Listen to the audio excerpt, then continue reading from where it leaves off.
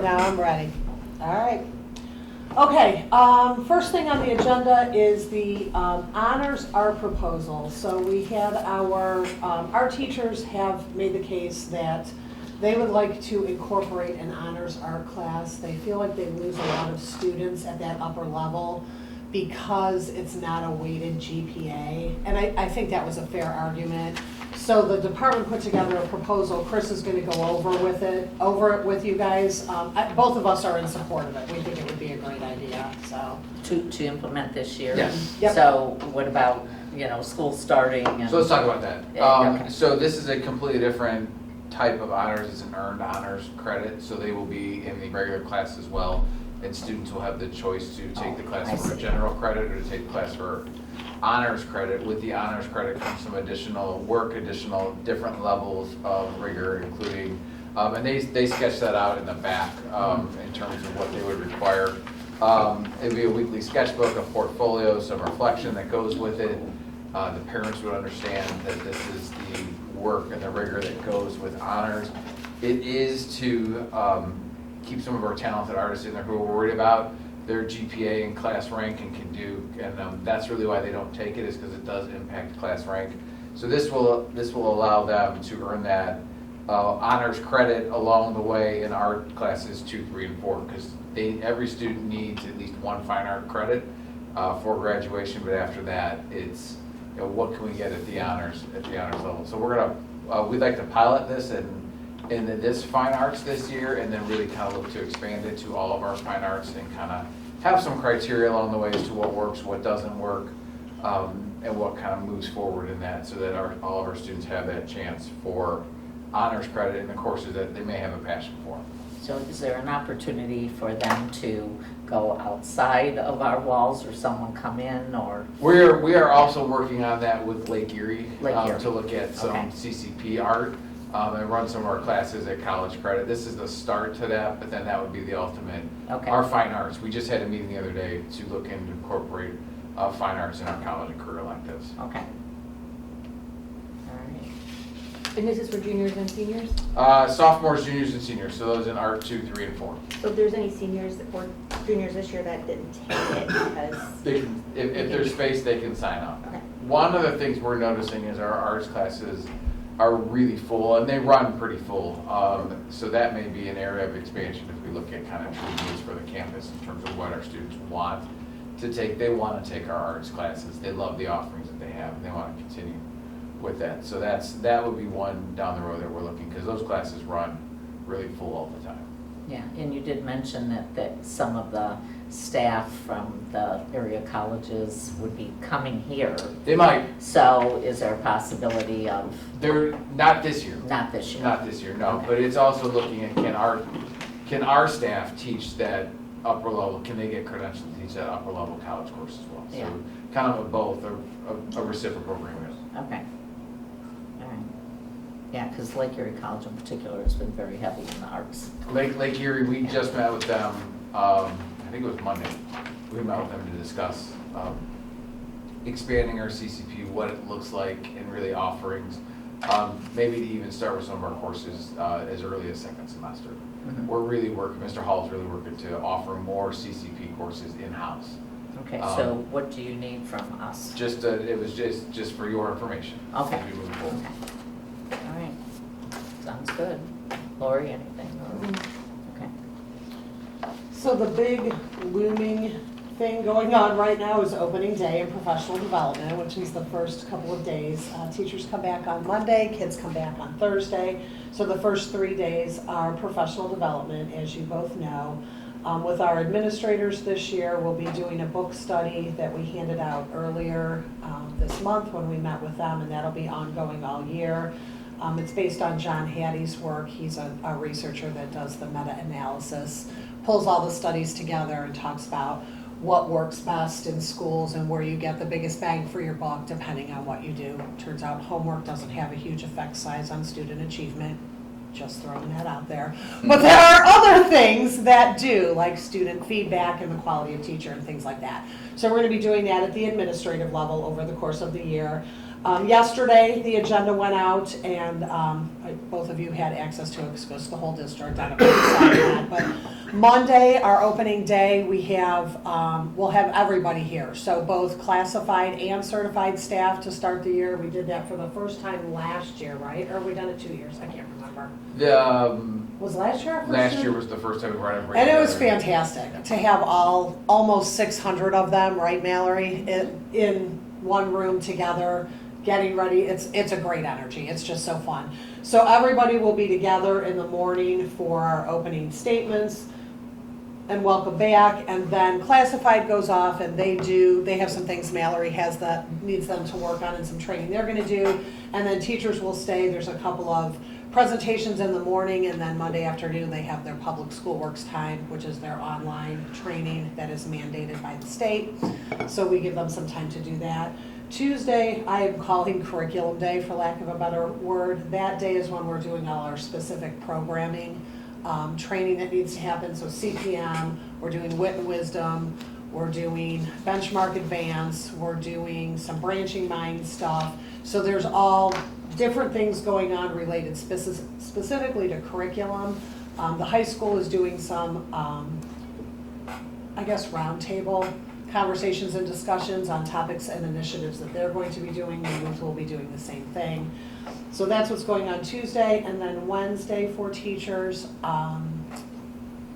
In the morning are their building meetings, and then in the afternoon is their get their rooms ready time. So they get that afternoon. So they're really in the buildings, and it's not much going on here for central office anyway on Wednesday.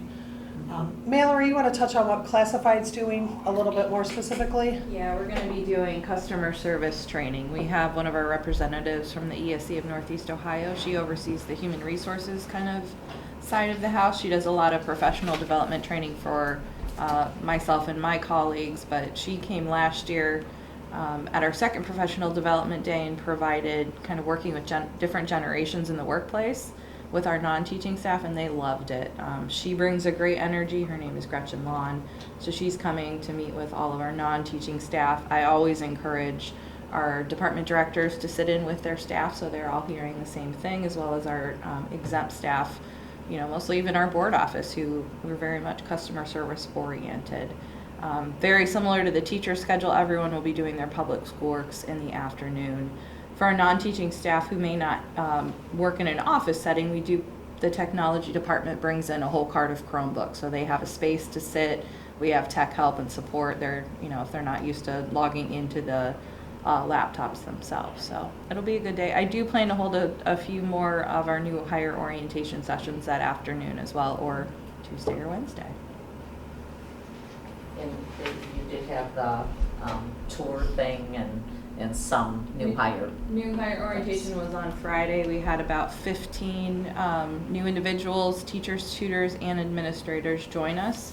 We're still trying to fill those non-teaching positions, so that's why we will have some other more condensed sessions coming up this next week. And on the online training that is required, how many trainings in general? Because I know that it seemed to increase, so you're giving them time to get that done. Yeah, by the union contracts, we always give both unions time, about 2 hours, Okay. at least on one PD day. They always have more time to do it on their own when they're not with kids. It really depends how long you've been here. They're all on rotating schedules, so it might be a new hire. It's pretty hefty, as Camille and Dr. Thompson have a whole know. lot to do. Yeah. Yeah. Sure. Whereas the rest of us have about 15. Yeah. Right. The 2-hour time frame's good for the returning staff. The first year hires, it's a little longer. Okay. And then as far as the deadline to have that done, are they all the same or do they stagger? New hire staff need to be done within their first 30 days of employment, and then our annual, we open the window from the beginning of August to the end of November. So Okay. usually early August, people are asking, when's training coming? And they're getting used to doing it early, which is great. Yeah, for those people who like to get it off their plate, Mhm. like me last night. Yeah. And well, I also think they Happens. like that time at the beginning of the year to get in I the said, classroom. people ask that. I'm usually asking, when does it Okay. close? Right. I need to know. Sounds good. Thank you. Okay, report card update. I think Denise, you had asked, so I think Chris was going to go over. Yeah, I think Chris was the one, he had given us some preliminary So I passed out information. some preliminary information. It is still very preliminary. Mhm. They are not yet releasing their report card. In fact, they just closed the achievement component for final ratings and all of that.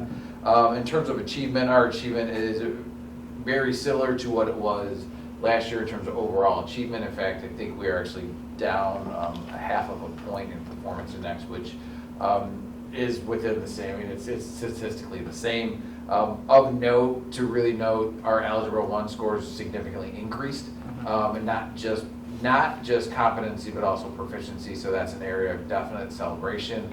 Some areas where we've noticed some growth, some things we're working on. Third grade reading was a little bit lower than it has been in the past. That can also be attested to the cohort coming in and their readiness for reading. They were lower. If you look at the kindergarten scores, they were also, in terms of their kindergarten scores, is kind of the same. So we have closed the gap in growth, but the gap was a little bit larger than it typically is. So we saw that to something that we need to continue to work on to close that growth. Also, areas of focus.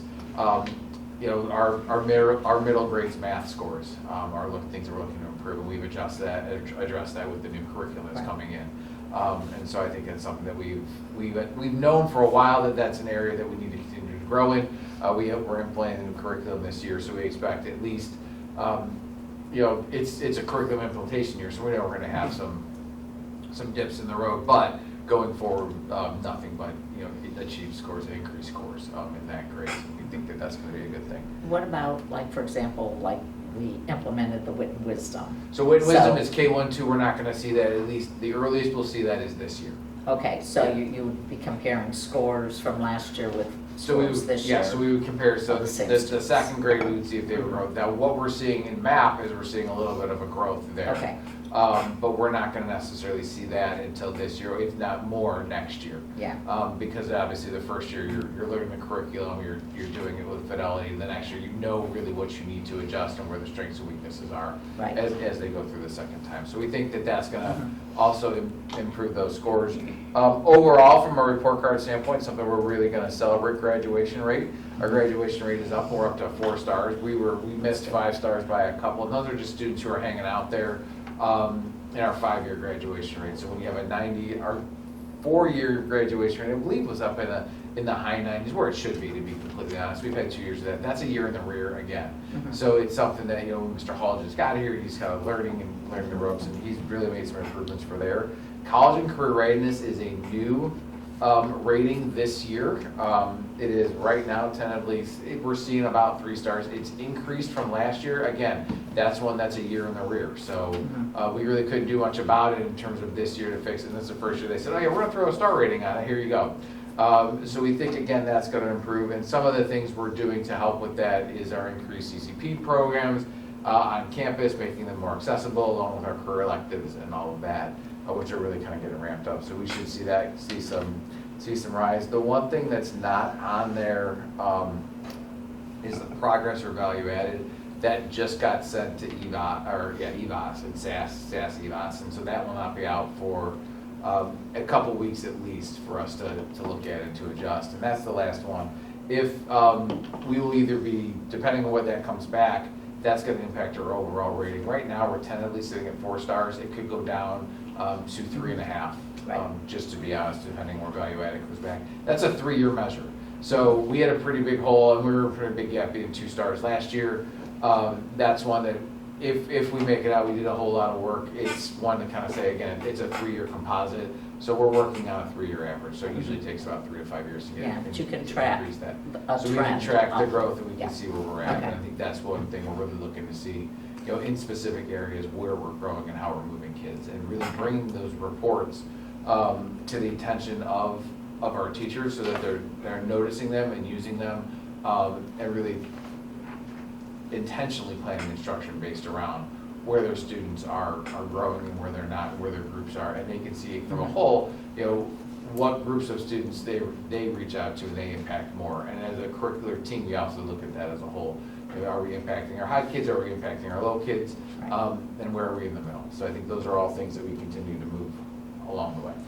Okay, and then the gap closing, is that I know that certain schools, last year when I saw that, there was. Gap closing is very tentative, because again, there are measures in there that, of progress that aren't reported yet. So gap Okay. closing is one that I would say can still be adjusted depending on how our progress comes back. Because gifted progress is in there, as well as all of our subgroups.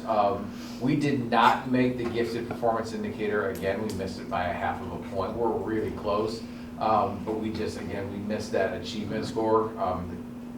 I went back, I don't think we've ever hit it. We were the closest this year to hitting it. It's one of those that is really, really challenging to. Is that a target To for hit that. Julie going forward? It's one that we're looking to kind of see how can we continue to push the rigor. And I think Okay. we've seen that a lot, even in our MTSS Mhm. programs that we're doing. You look holistically, we have a lot of kids on tier 2. Mhm. And the question is why are, and So many. we ask about the rigor. Mhm. And are we really teaching them to that tier 1 level that we need to? So I think those are questions that are coming up in the MTSS discussions that we're having. So as we move forward, Right. we're looking at how can we work with our gifted to make sure that we're providing services and really pushing our kids. And personalized instruction, personalized learning is going to push all of that along the way. So Okay, so you anticipate this information in a couple of weeks, did you say? early September is kind of where they're targeting, is what I'm hearing, that they get released. We get them usually 3 days before they'll release the preliminary information to the secure data center, so you can take a look at it. And basically at this point now, the progress, all I can do is put a star on it if they got something wrong. Our reporting has been really accurate, and a lot of this is an exercise in proper EMIS reporting, so hats off to Elise Riola, who just does an amazing job making sure that we're on it. We only had, in our buildings, one of the areas that we really improved on, we only had 6 students who were untested. Mhm. This year, I think we had a family refused, and families can refuse and they come and they ding you. And then one was a medical that we didn't get cleared. Okay. We did get one cleared this year though. It's the first time ever we had a medical instance cleared, so that was a win for us. Something to work on. And then as far as the early literacy piece, and I don't see it in here, but the only thing I wanted to bring up is the Wit and Wisdom. We did get the program, but then the following year, they developed a whole new edition. So my thing would be, because I've heard this from another district that had it and saw the new one, it's worth taking a look. They've made some changes. Remember, we talked about implementing it with integrity, following everything, but what adjustments are we making? And you highlighted that needs to be more writing. It was Yes, one of them. We have them coming in and starting that professional development with teachers this year, so we Right. already have that scheduled. Yeah, but the biggest thing is that the amount of time and, are we reaching all levels of kids, especially our youngest ones, or our lowest ones, I meant. But I guess I would just like to know if it's possible to take a look at that, even with our reading coach, to see what is the difference. Is there like a shaving of some things and more emphasis here? I just want to have that look. Okay. Yeah, because, it's a program we invested in, and if they did the new and improved, I want to know how does it look. Okay. Yeah. Okay. All right, well, thank you. Dr. Rosino, how does IEPs or 504s impact any of our scores? So they count, they all count equally, and it depends on the category. One of the areas where IEPs and 504s are specifically called out is in gap closing, and we typically make that, they have their own standards, so our students with disabilities, and it's not 504s, it's specifically just IEPs. And that is specifically called out in gap closing, and we typically make those, both those indicators, so one is achievement and one is progress, both in language arts and math, and we are sometimes on math, sometimes we miss in terms of achievement, but in terms of progress, we've made those in the past. So, Does the number of students on these plans impact anything with testing? Like, how does that impact any kind of testing results? If it the does number at all? doesn't make it, the number specifically itself doesn't necessarily make a difference. They're individualized based on does a student qualify or not. Right. With MTSS, our goal with MTSS is to reduce the number of students who need those plans because we catch those gaps and fill those gaps early. And that's ultimately, the goal of anyone on an IEP is to get them off the IEP, so to kind of make those gaps smaller. And I think with MTSS, our real goal is to catch them early and to provide the appropriate interventions to get them up. Where it also does come in at some point is graduation rate. We did have so graduation rate is measured two ways. It's measured from a state level and it's measured from a federal level for now. We don't know what's going to happen with the federal Department of Education, but graduation from a state rate is, did the student meet all the local requirements and walk across the stage? An IEP team can determine to exempt a student from the consequences of their reading or math tests. But from a federal level, if the team decides to exempt a student, that team and that student does not necessarily meet graduation requirements from a federal level, because the feds only measure the students who meet all the universal graduation requirements. So we have moved for our special education students to trying to get them to show alternate ways of competency that any student can have if they don't meet the testing requirements prior to exempting a student. So there are other options that are available to them, and if we act in a timely manner, we can definitely make those work. Okay, thank you. Okay. And then you mentioned Tier 2. Just having spoken with someone from Southern Ohio that's on the school board, he was saying that they have so many kids in Tier 2. And so, you look back and what are we doing with our curriculum, all those kind of things, and why are we getting so many kids? So I don't know, is that a concern for us? It is. It's definitely a concern that we've had, and how do we increase the rigor so that we don't see as many kids in Tier 2. I think, and we are working to catch up the gaps, but it's a slow process. And so it's something that we are continuing to do with introducing new curriculums, especially at the middle level, so benchmark advanced that you're seeing with the reading, and then also with the math, with the CPM. I think we're seeing those. I think that's a portion of it. I think as students continue to compound, and not have that rigor, you see more and more Tier 2 as they get older as well. So it's something we're making we're putting in some corrective actions to make sure that we absolutely. Good, thank you. So, All right, we might as well just keep All right, going. so Mr. Renwick came to me recently, and we put it on the agenda for tonight. Wanted to implement Google Plus across the district, and it's on there in a timely manner because Google gives away their services to all schools free, and it's been a baseline service. They've always asked for feedback along the way as to wouldn't it be nice, what would you like to have? And now Google's pricing model now is they took all these adjustments that teachers have had, and they worked them into it, and now they're like, hey, we're going to charge you for it. So it's, and the program itself is pretty good. Now, from an administrative standpoint, from Mr. Renwick's standpoint, it provides him with a lot more controls as to our domain. So one of the things that when we initially rolled out Google for Education, everybody had a riversideschools.net email, whether you're a student or staff member. Students' emails would start with the domain of their graduation year, and then their last name. That's how theirs would go. Staff would just be first name, not last name. And that worked for a while, but what we're finding is now we need to have a second domain, and we're working to move our students over into a new domain. When we have that, we can really, with Google Plus, we can control the security levels of our students on those domains. For instance, things like our pre-K, K1 and 2 students, they all get Google controls. We can filter it so that they have their Google login and all that, but their email does not work. So they cannot email out, and they cannot receive emails from anybody else.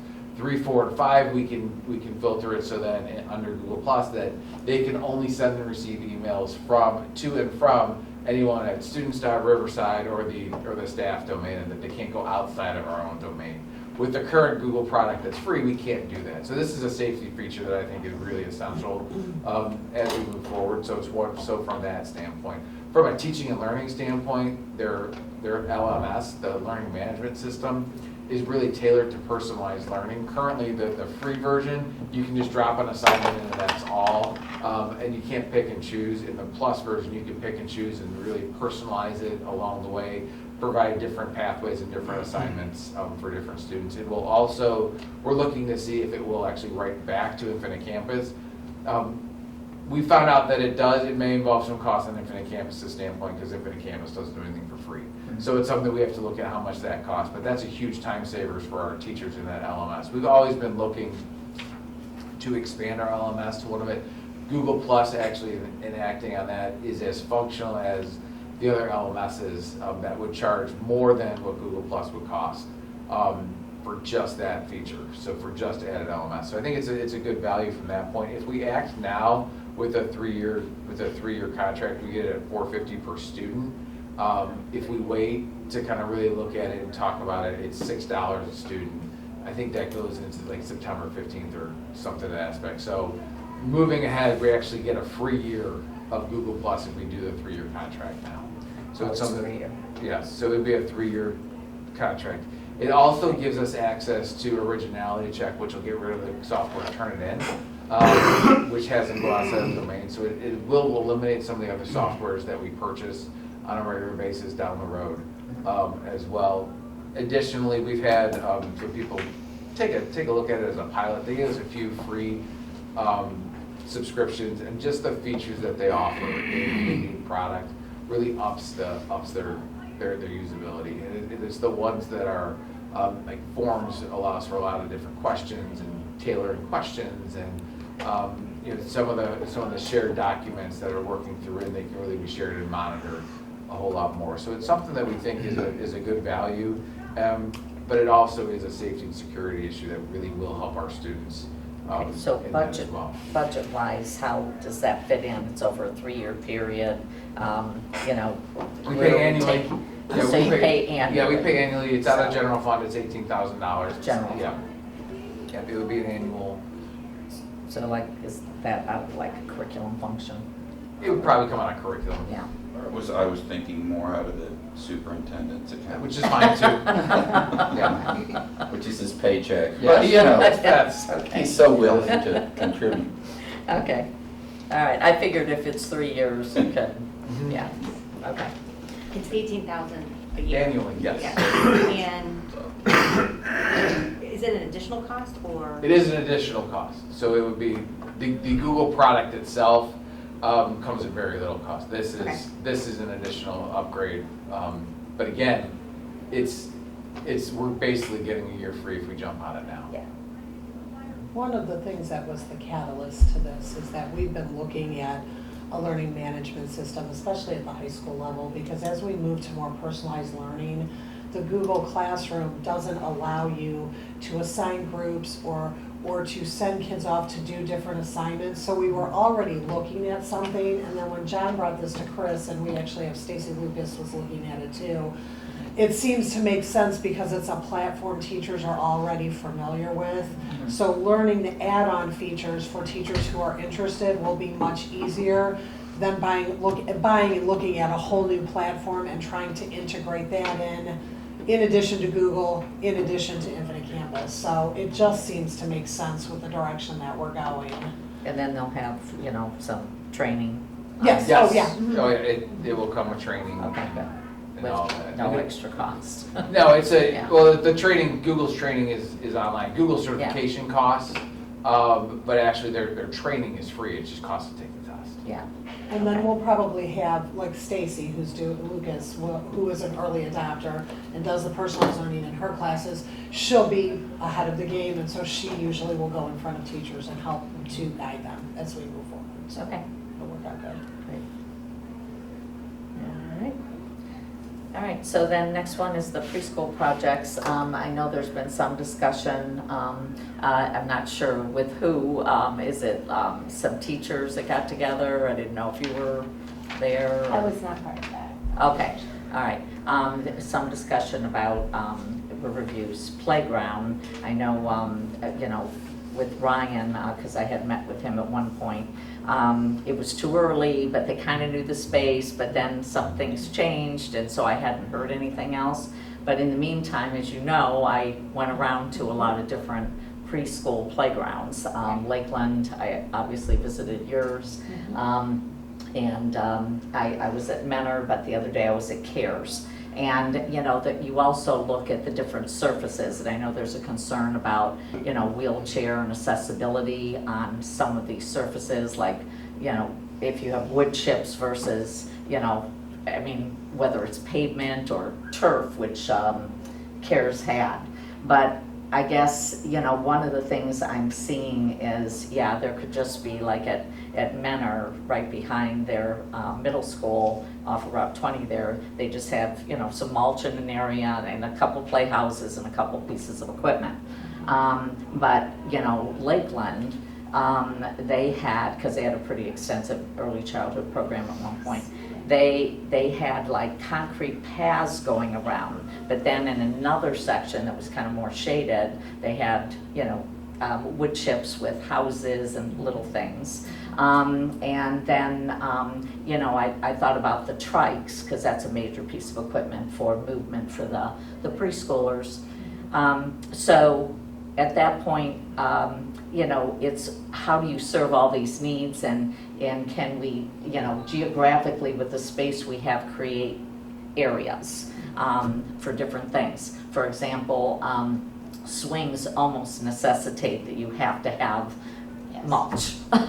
And, or you mentioned another surface, what was it? There's that soft woven fiber surface that they put in. Yeah, okay. And is that the same thing as like the cushy, like it feels soft when you? Yes. Okay, Yeah, because. Kirtland has it at theirs. that they Who put does? in Kirtland. Kirtland, yeah, because, you know, Concord has it, and I talked to Andy Rose over there, and this is, of course, 21 years, but, you know, it does deteriorate, it does come away from the base of things. Like I said, this is 21 years, but they're not doing anything about it because they're going to revamp. And I teased Andy, I said, oh, you gotta go over and see Beechwood, because that was a humongous project, just the handicap accessible part. They got a grant for $700,000. I don't know if we're gonna pursue anything like that, because that kind of fits in with whether it's preschool or our units over at Riverview, that we might be able to access some dollars, because my understanding is we only have, what, like a $50,000 budget, and that doesn't go very far with the playground. You could spend, I know you had just bought a recent piece of equipment. Yeah, it was about $75,000 for. Yeah. So, you know, we're gonna need some more money. And then you said there were some grants possibly available? Yeah, there might be some that we can look at with more of the asphalt, Okay. and recycled tire grants. I know we started to look at some of those last year, so I think those are something we can definitely look into. Okay, thank you. And so, one of the things that did happen, and I do have some pictures on this. I don't want to get them all mixed up, because some of them. So CARES had, in Menor, they had turf, and then they had asphalt, which led to a storage shed where all their trikes were stored.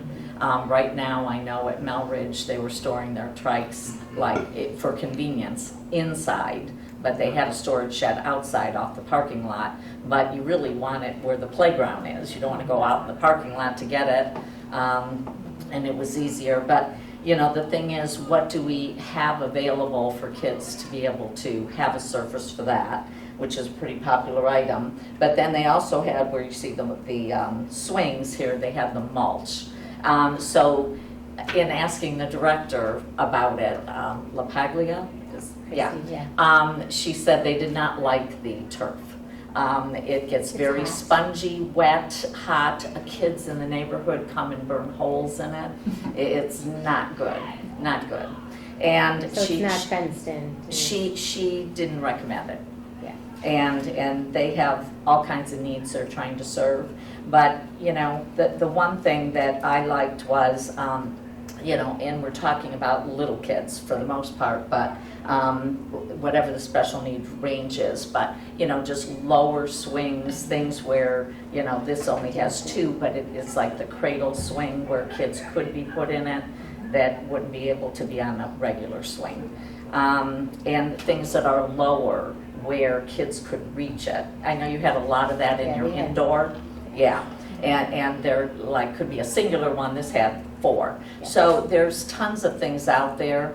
I know the unit that you got, you had to have someone spot children on this one section because with the stairs and everything, you don't want them falling through. Yeah. But it was interesting because many of them do have like guarded rail Yes. and things like that.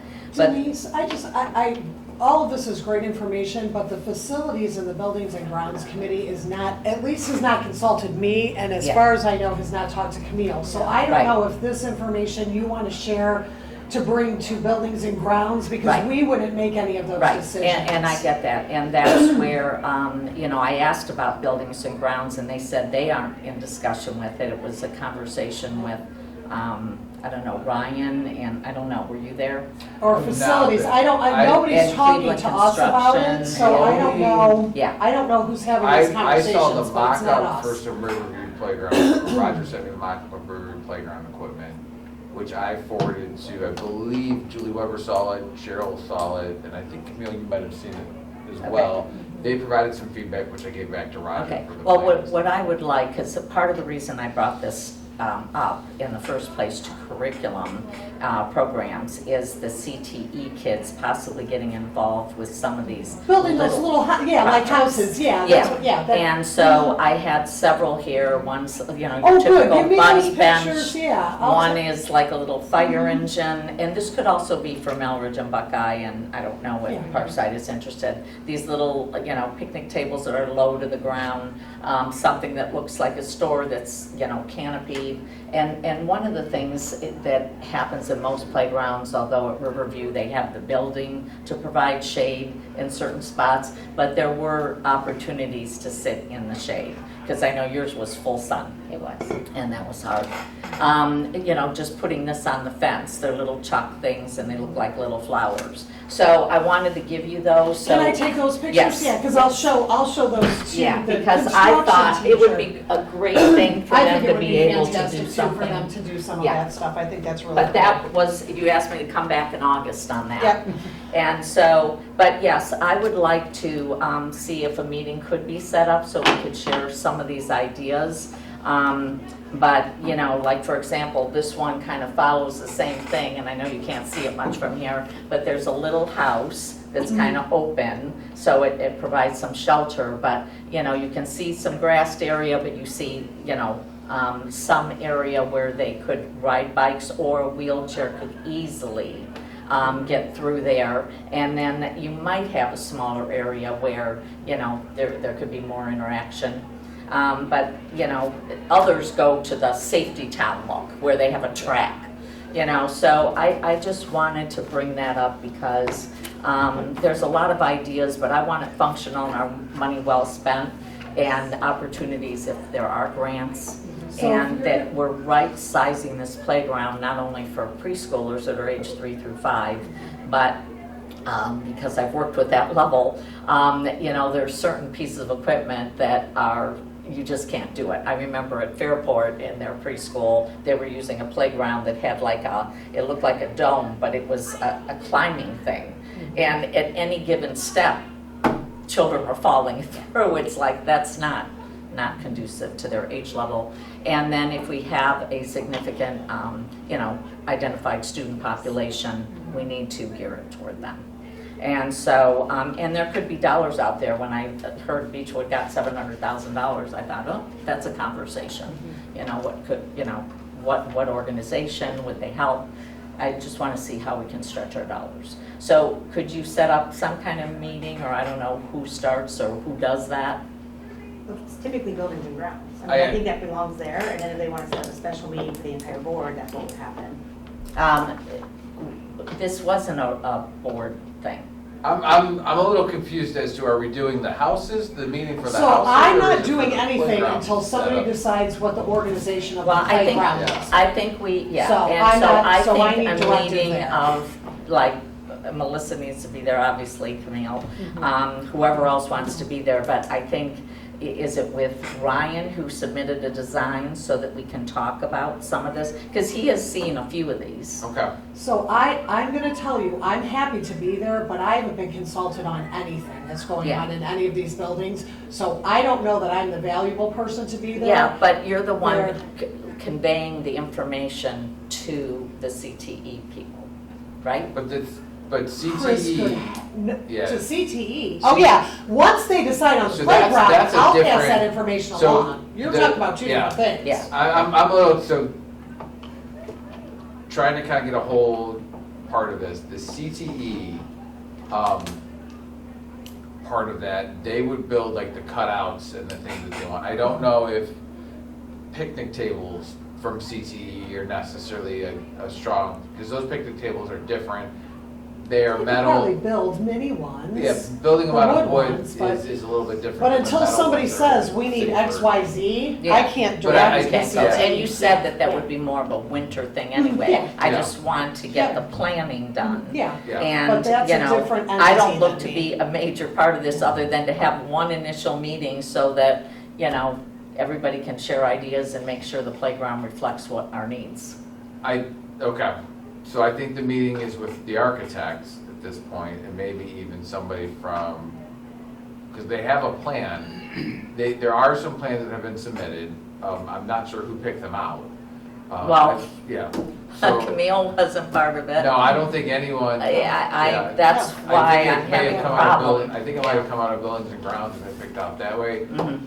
I know the initial feedback on that was the new plan, that swings were, definitely asked for. The new what? Out of the new playground, that swings were definitely Mhm. something that was desired. I think it was a space issue, but then now space has been expanded, so I think we will run it. Yeah, I'll work to set something up with Ryan and kind of say where we're at and follow up from that, and then get some timelines as to what that looks like. Yeah, but I think it's important for at least Camille I absolutely do. I and the think- principal and Sure. Yes. some Oh, people I to think they get should have together. some And value I would added like to at towards least be it. part of one meeting. Okay. Yeah, okay. All right. And I but- will just hold on to those and wait for, Yeah. you know what I mean, and for directions, because I do think this Right. would be a great project for Yeah. our construction class. Right, and the meeting I initially had with Ryan, because he's designed a lot of playgrounds in Sherman Falls and other places, you know, he took some of the pictures and he was able to find comparable things, but then we don't know what the price is, and could our group, like the flowers on the fence, Yeah, alleviate some that of would that. be an easy Yeah. thing for Yes, them to make. Why absolutely. would we pay, I'm Yep. just gonna throw out a number, $250 Yeah. per flower, when they could We make could it do for it, us? absolutely, And yes. certainly, materials would be covered some way. They would. Here's an interesting thing. Mike, did we get I sent you, and it was probably Gary, but I don't know if I then resent it to you, Steve, because in July, we got $5,000 from Cleveland Construction. Do you remember that? It was from Sean, something, his last name starts with a Z. Zabaznik. Can you look that, we were supposed to get that on the board agenda to accept it. And Now, I isn't there one you on the it, board too. agenda, small or something? If it's For- 5,000, then it made it. It was 5,000 and it was from, I just saw the last name Cleveland Construction. Small, Oh. Tim Small.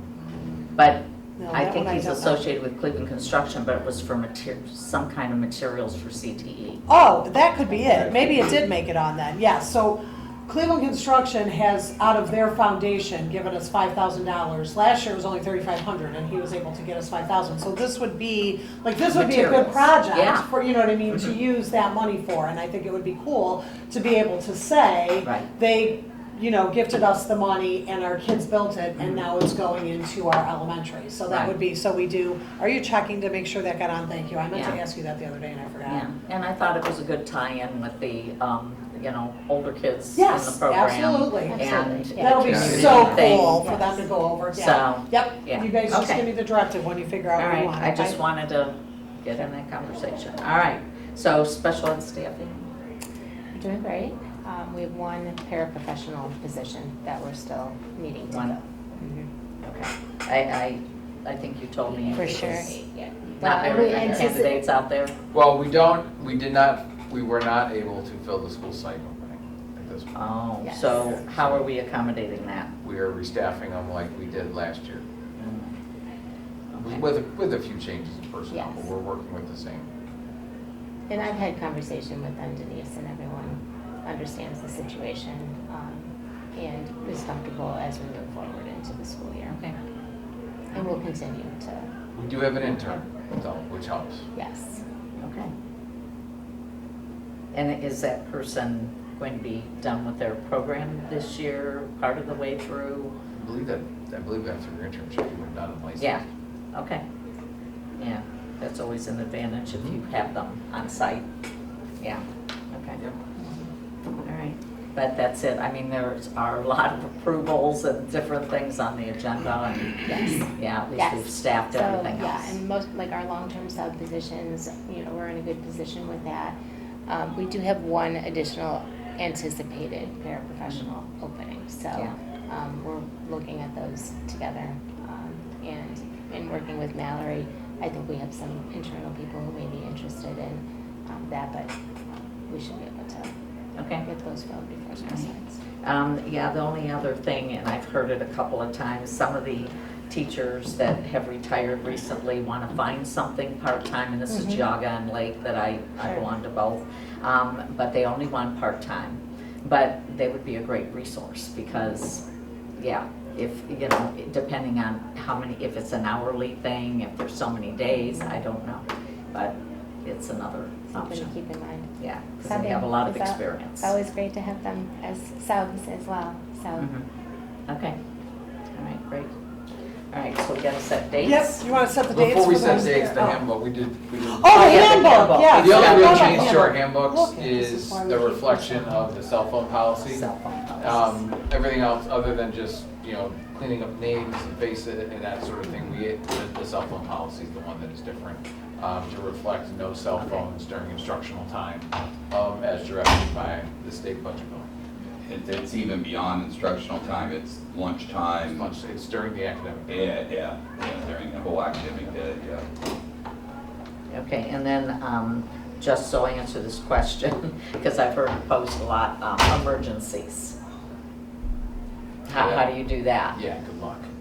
Same way we did 100 years ago. Well, and it really is, I mean, I mean, we've so they, somehow. Actually can- so the governor is really set on absolutely no Yeah. cell phone use at all. The idea is that cell phones are addicting, social media is an addiction, all of that when you read that book, The Fragile Generation. But I think when you look from within there, the complaint, the pushback they got the most from parents, or from people talking, is my student needs a cell phone if there is an emergency. So the policy states cell phones need to be out of sight and need to be turned off. If there is an emergency, we will deal with it like we deal with anything else. We are not going to ever permit students to go to their lockers to get their phones and then do that. When you talk to the first responders during an emergency, they would prefer that students don't have their cell phone because it actually jams the signals. Yeah, And we will communicate that out as fast as we can. However, we do understand our families' needs and desires, and so we try to meet it as best we can with off, out of sight. We're assuming that you don't have them, and if there is an emergency that happens, at that point, we would be yelling at students to put their cell phones away. We would be making sure we take care of student safety, and what happens. I think Well- that's really And there are medical exemptions as well. the medical. medical, yeah, We I offer- figured there'd yeah, have to there's be. medical exemptions. We are also allowing them for our ELL students for translation, because they are really good at that.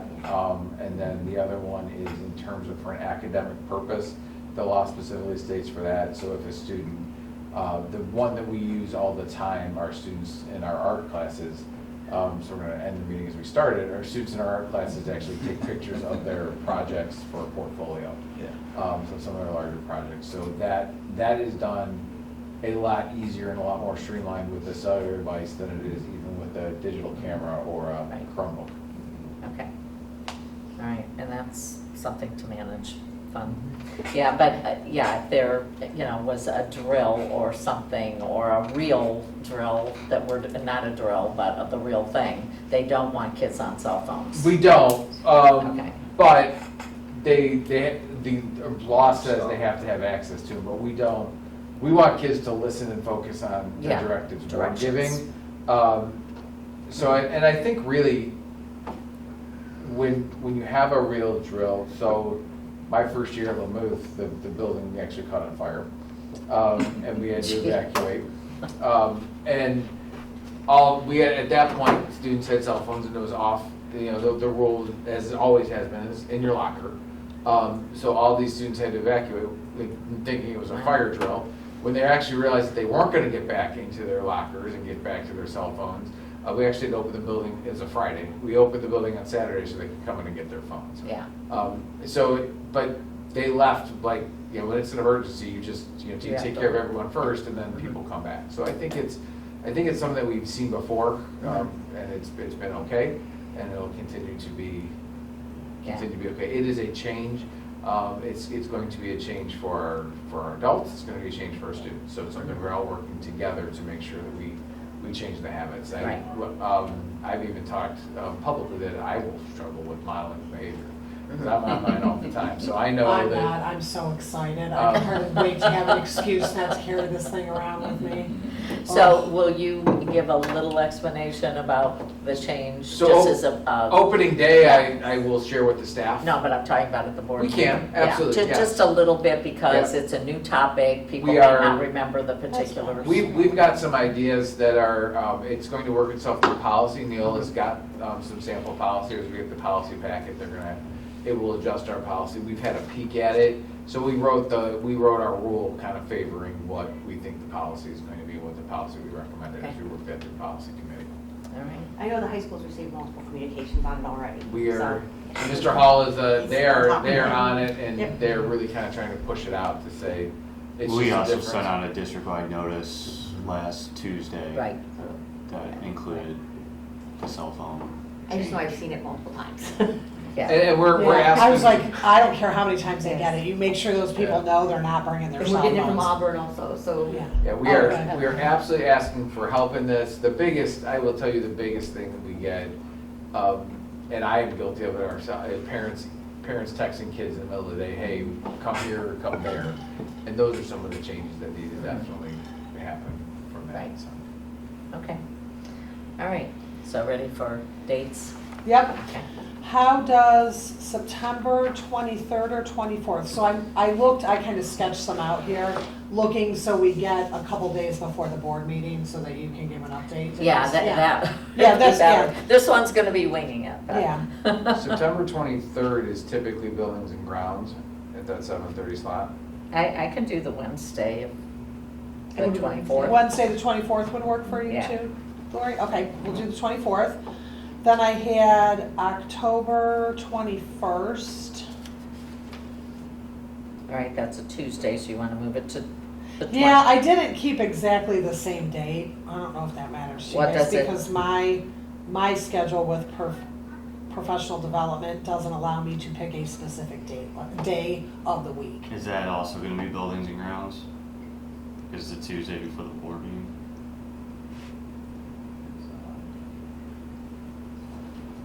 The board meeting, Is on the 23rd. I can't do the 21st if that makes a difference. Okay, it does. Yeah. I cannot do the week before at all, and I cannot do the 22nd. We could go the 20th, Monday the 20th. I can do that. Lori, is that good for you? Can we start at Monday. 7? Sure. 7 o'clock? Okay, and then the 24th will be 7:30. Yep. Okay. And then I had November 17th, which is also. Oh, that's a- OSBA conference, Okay. right? yes. So we wouldn't be here. Did you want, our board meeting's on the 20th. Yeah. which means you won't be here Monday, Tuesday, Wednesday, so we would have to go the week before. Yeah, somehow I have Sunday through Tuesday, but I don't know, maybe it's longer. Did you want to do the week before or the week, well, We can do the week before. I could do the 10th or the 14th. the 14th is a Friday. Yep. Yeah, I'm gonna tell you, I- I'm not sure between the 20th and that week of November that there's going to be a lot to, I mean, we will why don't we have the date and say optional, because maybe we don't need a meeting. So the only But at thing, least well, we will saved have- the date. yeah. Okay, so the 10th or the 13th, are either of those? Or did you want, no, we don't want to do the. I'm sorry, the 10th or the 14th, the I 13th. cannot do the 10th. Okay. we could do The 14th, Yep, and I'm just going to say optional for 7:30. Optional if needed. well, we will have PD stuff, because then maybe we don't do one in December, if we get that one in November. Yeah, that's true. I can't remember if we did one last year. I feel like December think we we usually did. do. So let's try to do November 14th. All right, and no December. Yeah, because the board meeting's earlier, and do no December. Okay, that works, that's awesome. And then we'll look at January. Yep, after we, All right, after. thank you. Can I double check since I? Yes, go ahead, Mike. So the 24th at 7:30. Correct. The 20th at 7. Yep, And the 14th at 7:30. Yep. And then nothing for December. yep. Okay, Okay, that gets us through the end of the year then. Perfect. thank you so much. Yeah.